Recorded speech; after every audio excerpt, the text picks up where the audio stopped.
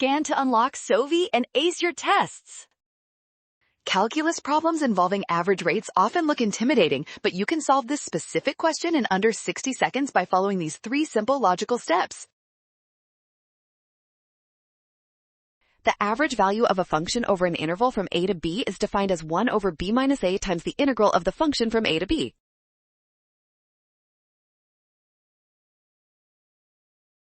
For our specific interval of 0 to 60, the average rate of registration is 1 over 60 times the integral of g of t from 0 to 60, so keep going.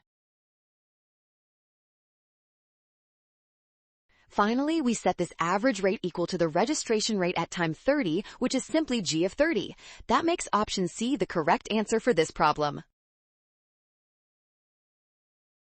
Nailed it! Scan the code, you can learn better with SOVI. Don't forget the 1 over 60 factor when applying the average value rule for functions.